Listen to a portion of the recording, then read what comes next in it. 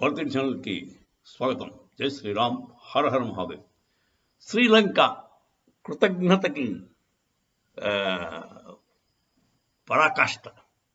కృతజ్ఞులు అంటే వాళ్ళే, శ్రీలంక వాసులు, వాళ్ళ ప్రభుత్వం. ఎందుకు ఇలా అంటున్నానంటే, ఈ కచ్చ ద్వీపం ఉంది కదా, కచ్చ ద్వీపం, దాన్ని ఇందిరాగాంధీ 50 ఏళ్ల క్రితం ధారాదత్తం చేసింది శ్రీలంకకి. వాళ్ళ బాబు ఏమో కోకో ఐలాండ్స్ని ఈ బర్మాకి ఇచ్చాడు, మయన్మార్కి. ఈ ఇందిరాగాంధీ కచ్చద్వీప్ ఐలాండ్స్ని శ్రీలంకకి దానం చేసింది. అక్కడ ఏంటంటే మన మత్స్యకారులు, తమిళ మత్స్యకారులు అంటే మన తమిళనాడు నుంచి వెళ్ళిన మత్స్యకారులు అక్కడికి వెళ్ళి అప్పుడప్పుడు సేద తీర్చుకుంటారు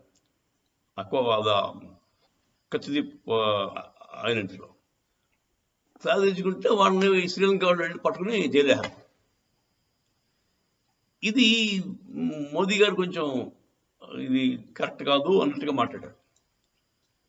అంటే అప్పుడు దానికి రియాక్షన్ గాను వాళ్ళు ఏమన్నారు, 50 ఏళ్ల క్రితం జరిగిపోయింది, దాన్ని మళ్ళీ రేకెత్తించకండి, అది కరెక్ట్ కాదు, అది మాది, మేము అలాగే వ్యవహరిస్తాం, ఎవరైనా బయట వాళ్ళు వస్తే వాళ్ళని లోపల వేస్తాం అని చెప్పి నిస్సిగ్గుగా చెప్పారు.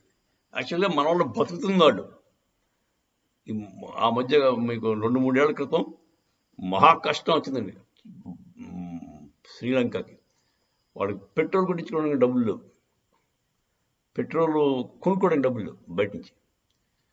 అలాంటి గడ్డుకాలం వచ్చినప్పుడు మన ఇండియన్ అంటే మోదీ గారే డబ్బులు ఇచ్చి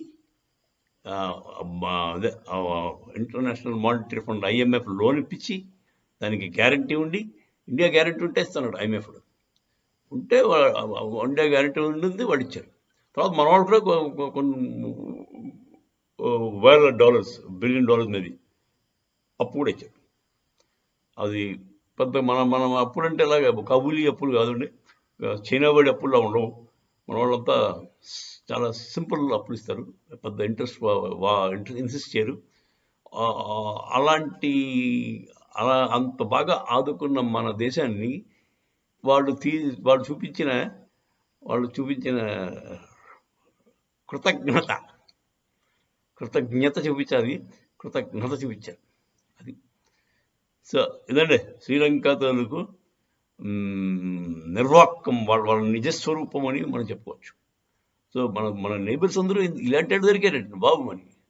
మనం మంచి వాళ్ళం అయితే అవతల పక్క చుట్టుపక్కల అందరూ దొంగలు అవుతారా? మంచి వాళ్ళు దొరకాలంటారు కదా, అలా కాదు.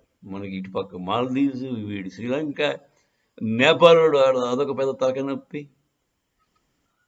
సో అంటే బేసిక్గా అది ఆ లీడర్స్ అందరినీ డబ్బులు ఇచ్చి చైనా వాడు మేనేజ్ చేస్తాడు. వాళ్ళు తప్పు కాదు. యాక్చువల్గా ఈ యాంటీ ఇండియా సెంటిమెంట్ బాగా నోడబెట్టి, నువ్వు ఇండియా గురించి ఎగెన్స్ట్గా చెప్తే, వాళ్ళకి ఎగెన్స్ట్గా చేస్తే పనులు నీకు అంత డబ్బులు ఇస్తా అంటాడు చైనావాడు. ఆ లీడర్కి కరప్ట్ కేజీ ఉంటారు కదా అందరూ. డబ్బులు అంటే ఎవరికి చేయదండి. మీకు 10 కోట్లు ఇస్తాను, ఇండియా గురించి చెత్తగా మాట్లాడరా అంటే మీరు ఊరుకుంటారా? సరదాగా 4 మాటలు రాస్తారు. 10 కోట్లకి 20 సార్లు చెప్తారు ఇండియా గురించి. సో అదండి బేసిక్గా అది ప్రాబ్లం. వీడు పెర్లో స్ట్రింగ్స్ అనే దొంగ ఎత్తుంది కదా చైనాది.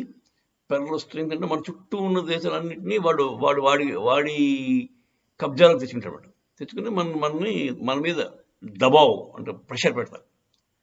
సో మోదీ గారు ఏం తెలుగు తక్కువడం కాదు, వాళ్ళకి కౌంటర్గా ఈయన కూడా చైనా చుట్టూ ఉన్న ఫిలిప్పైన్స్కి, తైవాన్కి, జపాన్కి, వాళ్ళందరికీ మన ఇండియన్ సపోర్ట్. దాంతో పెర్లో స్ట్రింగ్స్ పక్కన పెట్టి వాడికి అక్కడ ఠారత్ ఇస్తున్నారు మోదీ గారు. ఆ దేశాలు చిన్న దేశాలు కావండి. Japan is a very strong దేశం. ఒకప్పుడు జపాన్ చైనాని పాలించింది. సో అలాంటి హిస్టరీ ఉన్న జపాను, వానికి సపోర్ట్ మనం ఇస్తే రేపొద్దున చైనాని ఎంతసేపు అండి జపాన్ వాడికి తలుచుకుంటే. జపాన్ చిన్న దేశమైనా చాలా వారియర్స్ వాళ్ళు, మంచి ఫైటర్స్ ట్రెడిషనల్గా. ఇదండి విషయం. శ్రీలంక మనకి వ్యతిరేకంగా దుబ్బుతూ తయారు చేస్తున్న చైనా నిర్వాకం, దానివల్ల ఈ మధ్య కాలం వచ్చిన ఇబ్బంది కచ్చిదీప్ ఐలాండ్స్ వల్ల శ్రీలంక వాడి స్టాండ్ అలా ఉందండి.